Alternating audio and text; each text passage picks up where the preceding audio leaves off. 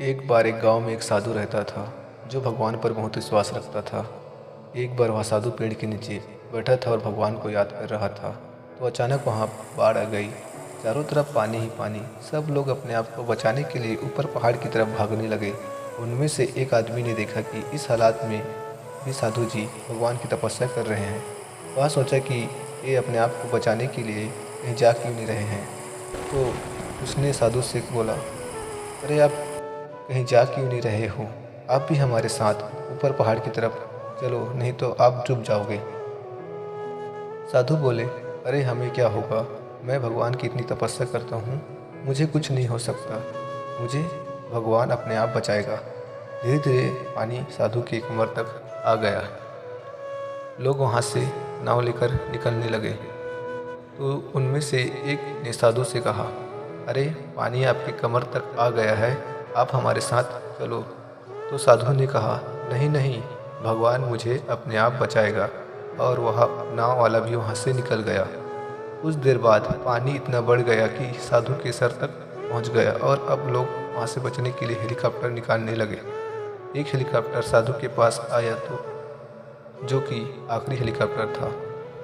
साधु के पास नीचे रस्सी फेंकी और बोला, इसे पकड़ो और ऊपर आ जाओ, नहीं तो आप डूब जाओगे। यह आखिरी हेलीकॉप्टर है और आपके पास में दूसरा कोई रास्ता नहीं बचने के लिए। साधु ने कहा, यह रस्सी वापस खींच लो और आप चले जाओ। मुझे भगवान के ऊपर पूरा भरोसा है, वह मुझे बचा लेगा।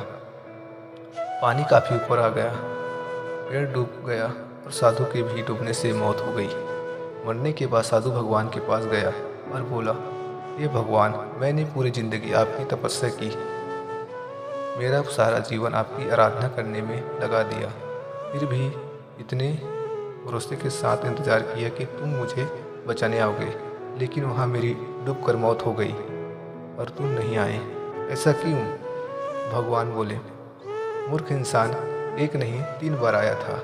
वो तीनों बार मैं ही तो था। पहला पैदल आया, दूसरा नाव के द्वारा आया, तीसरा हेलीकॉप्टर के द्वारा आया, लेकिन तुमने मेरा एक भी अवसर पहचान नहीं पाया। पता नहीं किसका इंतज़ार कर रहा था। इस तरह से ज़िंदगी में हमें ऊपर वाला बहुत सारे मौके देते रहता है, लेकिन हम सब उस मौके को ठुकरा कर पता नहीं किस चीज़ का इंतज़ार कर रहे होते हैं। आपको भी मिला होगा, लेकिन आपने भी इस साधु की तरह छोड़ दिए होंगे। एक वक्त के बाद वो मौका हाथ से निकल जाता है और हम कुछ नहीं कर पाते हैं। ऊपर वाले पर विश्वास करो, ऊपर वाला किसी का बुरा नहीं चाहता, वो हमेशा आपके साथ रहता है आपकी मदद करने के लिए।